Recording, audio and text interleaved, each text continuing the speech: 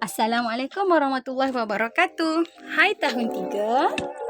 Okey, hari ni kita sambung pelajaran kita. Untuk pelajaran yang pertama tahun ni, Adab dan Akhlak Islamiah bersama Ustazah Sarah. Adab yang pertama kita nak belajar adalah adab menghidang makanan. Okay, setiap hari kita makan pagi, makan tengah hari, makan malam. Kadang-kadang tengah malam pun kamu makan. Jadi, kita kena tahulah apa adab-adab untuk menyediakan makanan ataupun untuk menghidangkan makanan tu. Kita makan dengan keluarga, kawan-kawan kan. Jadi, kena tahu apa adab untuk menghidang makanan. Okey, check it out. Jom kita tengok benda lah adab menghidang makanan ni Ustazah Sarah nak bebel ni. Okay, tengok yang pertama. Adab menghidang makanan. Yang pertama, sebelum nak hidang makanan tu, kenalah lap pinggan mangkuk yang kita nak gunakan tu. Kod dia basah ke, ada habuk ke. Lap tu guna kain yang bersih tau. Janganlah guna sapu tangan yang kamu buat lap inguh tu. No. Nanti kotor lah. Guna tuala yang bersih.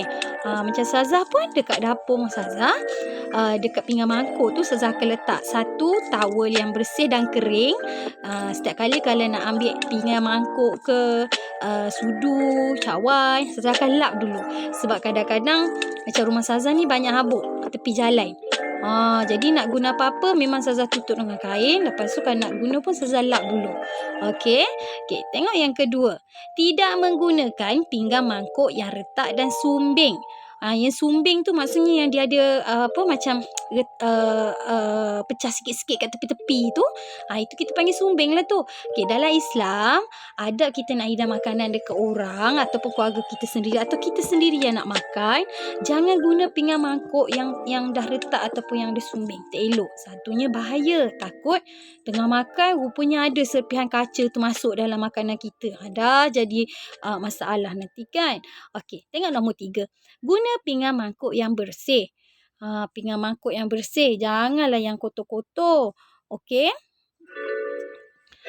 Yang bersih tu yang tak ada tai cicak, yang tak ada kesan-kesan makanan, yang kamu dah basuh, yang tak ada habuk. Sebab tu kita kena lap dulu. Okay, yang keempat, susun hidangan dengan kemas. Walaupun kita nak makan sendiri, apa salahnya dekat atas meja makan tu ataupun kita makan kat bawah kan, bentang tikar tu kan, letak susun makanan tu janganlah cacah marbar. Susun cantik-cantik. Macam kita tengok ada TV kadang dalam hotel, kat hotel ke apa kan, dia susun cantik je. Apa salahnya ikut? Kita nak makan pun nampak macam wow, cantiknya hidangan ni. Sedap nak makan. Okey, susun elok. Nasi, lauk, sayur. Ini kalau kamu tak susun, nasi dekat ujung sana. Lauk dekat ujung sana lagi. Sayur dekat sini. Jauhnya nak ambil. Susun. Biar semua orang dapat ambil dengan mudah semua makanan tu. Okey. Yang seterusnya, sediakan peralatan yang cukup seperti sudu, air basuh tangan, tisu dan tuala tangan. Macam kita orang Islam, orang Melayu, biasa kita kat Malaysia ni makan guna tangan. Jadi sediakan benda-benda kita nak makan tu cukup-cukup. Janganlah pula nanti tengah nak makan ni tangan dah basuh, air basuh tangan semua dah ada. Dah baca doa, dah amin. Nak cedok lauk, alah tak ada sudu, dah nak kena bangun. Duduk balik. Lepas tu nak cedok sayur, tak ada sudu lagi. Bangun lagi sekali. Lepas tu nak minum air, tercekik. Cawan tak ada, taklah ambil lagi. Jangan macam tu. Okey, sebelum nak makan, kita hidang. Sediakan apa-apa yang kita perlukan untuk makan tu cukup. Pinggan, mangkuk, sudu, cawan, air, lauk, sayur, buah. Yang paling penting kalau nak makan nasi, kenalah sediakan nasi. Letak dekat atas meja tu. Jangan bawa periuk nasi. Nasi tu salin, letak dalam mangkuk yang besar. Letak dekat tempat kita nak makan. Okey. Seterusnya, jangan lupa. Okey. Segera menghidangkan makanan kepada tetamu kerana itu cara memuliakan tetamu. Ini sekiranya kalau kita ada tetamu datang rumah. Kalau orang tu datang rumah, orang tu dah 2 jam dah ada bersembang dengan kita. Kita tak ada bagi apa-apa air pun. Janganlah macam tu. Kalau ada orang datang rumah, cepat-cepat hidangkan air ke kuih ke. Ataupun kamu pernah tak ada orang datang rumah, nenek kamu cepat je suruh makcik kamu, Tipa, Mila, Jena, cepat pergi masak air. Ada orang nak datang. Ada orang datang ni. Macam tu lah. Kalau orang datang, kita kena cepat-cepat hidangkan makanan kat dia. Sebab tetamu yang datang ni dia bawa berkat. Okey, seterusnya. Hidang makanan ikut tertib makan. Contohnya, menghidangkan buah-buahan dahulu kerana buah-buahan cepat hadam. Ini kalau contoh kita nak ajak orang makan tengah hari ke kan. Kita hidang buah dulu. Dia datang, duduk. Lepas tu hidang air, hidang buah dulu. Cakap kat dia, jemput makan dulu. Kejap lagi kita makan nasi tapi sekarang ni makanlah buah dulu. Lepas tu nanti bila dah siap-siap hidang nasi cantik-cantik dengan lauk apa benda atas meja tu, dah siap makan, hidang kek ataupun pencuci mulut pula. Okey, seterusnya kalau ada tetamu ataupun keluarga kita tengah makan, tak siap lagi, kita janganlah kemas-kemas meja makan tu dulu. Bagi orang habis makan dulu semua, semua dah basuh tangan apa benda semua, barulah kita kemas tempat makan tu. Jangan mengemas hidangan sebelum semua orang habis makan. Ingat ya. Okey, seterusnya, hidangkan makanan secukupnya, tidak terlalu sedikit atau terlalu banyak sampai berlebih-lebih dan membazir. Ini jangan membazir. Kita hidang makanan tu cukup-cukup untuk kita makan dan tetamu kita makan. Ya, jangan terlalu banyak, jangan terlalu sikit sampai tak cukup, jangan terlalu banyak sampai membazir-bazir, lelah buang. Ya, Allah tak suka pada pembaziran. Dan yang terakhir dikata kat sini, tinggalkan sedikit hidangan untuk ahli rumah supaya mereka tidak kecewa apabila makanan habis. Ini biasanya kalau macam kita ada tetamu nak datang, mak ayah teman tetamu dah makan dulu. Anak-anak yang kecil ni duduk, sekejap lagi kita makan. Tinggalkanlah sikit untuk anak-anak ataupun keluarga yang tak makan lagi. Janganlah kita habiskan. Tapi kalau tetamu tu habiskan yang kita hidang tu, tak apalah. Kita lagi suka kan kalau orang habiskan makanan yang kita masak, yang kita hidangkan.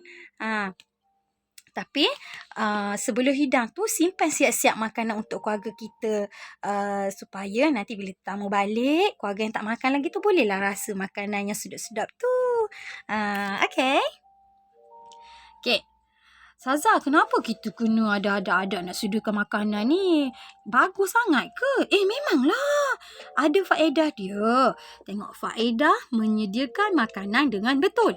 Yang pertama, menjaga kebersihan makanan tu. Yang kedua, terhindar daripada penyakit. Yang ketiga, tidak tercedera semasa makan. Yang keempat, menjaga maruah dan kehormatan tuan rumah. Dan yang kelima, memudahkan tetamu makan dengan selesa. Okay. Menjaga kebersihan makanan. Kita lap dulu pinggan, kita hidang cantik-cantik, kan bersih. Lepas tu kalau makanan bersih, kita makan, tak adalah kena sakit. Lepas tu kalau kita guna, macam tadi dia kata adab menghidang makanan, jangan guna pinggan yang pecah. Tengok supaya tidak cedera semasa tengah makan. Okey. Lepas tu, kalau kita hidang cantik-cantik atas meja, guna pinggan cawan cantik-cantik, orang datang rumah kita pun macam, wah, bagusnya orang ni, pandai dia melayan tetamu. Tapi kalau contoh kamu, Saza datang rumah kamu, aku tak suka lah Saza sarang ni, garang sangatnya. Biar dia. Aku tak nak hidang yang sedap-sedap kat dia. Kamu pun keluarkan pinggan yang pecah-pecah, cawan yang dah retak. Lepas tu, dekat tepi cawan tu pun ada kesan-kesan tahi cicak lah, apalah. Lepas tu kami cakap, Saza makanlah. Mesti dalam hati Saza pun mesti akan terdetik. Kenapa orang ni layan tetamu macam ni? Kalau tak suka ke orang pun tak boleh lah macam ni. Tengok dah menjadikan Saza fikir buruk-buruk pasal kamu. No. Okay, tak kisahlah siapa orang tu. Kalau dia tetamu, kita kena layan dia elok. Ya, supaya maruah kita dan kehormatan keluarga kita terjaga. Dan yang terakhir sekali faedah dia, kalau kita susun elok-elok makanan macam kita Saza cakap tadi, mudah tetamu nak makan. Dah cukup sudu, cawan, pinggan, mangkuk, air semua dah ada. Kalau orang datang makan rumah kita pun tercekik. Tercekik. Air dah ada depan mata. Ini nanti tercekik. kiok orang tu dekat rumah kita. Dah jadi masalah kan. Okey. Tengok seterusnya warna merah tu. Merah dengan tulisan kuning. Akibat tidak menjaga adab menghidang makanan. Kalau kita tak jaga adab menghidang makanan, apa jadi Ustazah? Yang pertama, makanan yang dihidang tercemar dengan kotoran dan kuman. Senang dapat penyakit. Kita tak selamat waktu makan. Kalau makan guna pinggan pecah, tiba-tiba tercekik kaca kat leher. Dah jadi masalah, kena ke hospital. Tuan rumah dia aibkan kerana tidak menghormati tetamu. Ini macam saya cakap tadi lah. Kalau kita tak jaga ada hidang makanan ni, orang akan pandang rendah, orang akan fikir buruk-buruk pasal kita. Tetamu tidak dapat makan dengan selesa. Ini dia berbalik kepada faedah tadi. Ya. Okey, seterusnya. Tips nak elak makanan tercemar. Kita semua nak makan makanan yang sedap, yang bersih supaya kita tak sakit. So, kalau kita tak nak makanan kita tercemar ataupun rosak ataupun kotor, yang pertama, yang paling penting sekali, dapur rumah kita mestilah bersih. Nak masak kan? Nak masak, kenalah dapur tu bersih. Ini dapur pun kotor. Macam mana makanan tu nak bersih? Okey? Sumber makanan yang baru dan masih segar. Seelok-eloknya kita makan benda-benda yang fresh, ya. Okey, seterusnya, sering mencuci papan pemotong, pinggan mangkuk dan perkakas seperti sudu, garpu dan pisau. Ini biasanya mak kamu memang hari-harilah buat. Lepas kita masak, lepas kita makan minum, kita terus basuh kan. Tak adalah kita tinggal bertimbun-timbun dalam sinki tu, selepas seminggu baru kita basuh. Jangan macam tu. Nanti Ustazah tak nak kawan. Okey. Jangan meletak makanan atas pinggan yang telah digunakan. Ini maksudnya pinggan tu kotor, kamu tak basuh lagi. Dah seminggu dalam sinki tu. Ada kesa-kesa makanan dah keras, dah basi, busuk dah. Lepas tu kamu nak makan ni, alah pinggan dah habis. Ambil je lah pinggan kotor ni. Kamu jentik-jentik je makanan kotor tu. Lepas tu kamu pergi letak nasi kamu dalam tu. Kamu tak basuh lagi pinggan tu. Jangan kotor, nanti kita sakit. Jangan ya. Okey, yang seterusnya. Tengok semai yang belah kiri yang atas tu.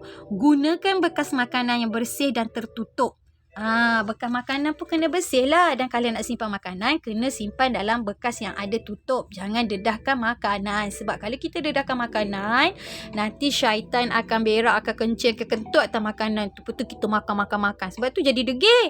Makan makanan kotor memang kita tak nampak. Tapi sebenarnya kalau kita tak tutup makanan, kita dedah je atas meja tu, lama-lama syaitan dah makan-makan, dia dah muntah-muntah dalam makanan tu. Lepas tu kita makan. Tak mau. Jadi makanan kan nak simpan kena dalam bekas yang bertutup. Tangan kena sentiasa bersih. Tak kisahlah nak masak ke, nak waktu hidang tu ke, nak makan nanti tu ke, tangan kena sentiasa bersih. Janganlah pula duk korek-korek hidung, korek-korek telinga, garu-garu, korek-korek makanan lekat celah gigi. Kamu pegang ayam, kamu goreng ayam tu. Tangan kena sentiasa bersih. Basuh tangan dulu sebelum masak. Lepas tu basuh tangan dulu, dah pastikan tangan betul-betul bersih, dah kering untuk hidang-hidang makanan. Ya, okey. Dan yang terakhir sekali, gunakan kain lap yang bersih untuk membersihkan perkakas dapur. Yang ini memanglah sebelum nak hidang makanan tu, kita ambil pinggan, kita lap. Tapi pastikanlah kain tu memang kain yang khas untuk kita lap pinggan mangkuk, cawan-cawan yang bersih tu. Janganlah pula kain lap lantai mak kamu tu kamu pi ambil, kamu gila pinggan yang bersih tu sebelum makan. Jangan anak-anak, kotor. Okey. Dan yang paling penting sekali, sebelum nak hidang makanan, kita kena niatkan dalam diri, kita nak kerana Allah, kita nak bagi orang makan dengan selesa, nak gembira. Dan bila dah baca bismillah, hidangkan makanan. Dah siap hidang makanan apa benda semua, sebelum makan jangan lupa baca doa makan. Bismillahirrahmanirrahim. Allahumma barik lana fima razaqtana wa qina azabannar. Ya Allah, berkatilah kami dengan rezeki yang Engkau beri dan jauhkan kami dari seksa azab api neraka. Jadi Ustazah harap semua boleh faham adab-adab untuk kita menghidang makanan. Kena sopan santun juga dalam menghidang makanan. Bukannya sopan santun lemah gemalai, tak, maksudnya dia ada adab-adab dia yang kita belajar tadi lah. Kalau nak hidang makanan, kenalah guna pinggan mangkuk yang bersih. Kena lap dulu. Susun makanan cantik-cantik. Hidang makanan yang sesuai dengan tetamu yang datang. Makan elok. Lepas siap makan, kemas balik. Bersihkan tempat makan. Guna peralatan yang bersih. Supaya kita semua sihat dan diberkati Allah. Okey? Boleh faham? Kalau tak faham, nanti tanya Ustazah. Okey? Bye. Assalamualaikum.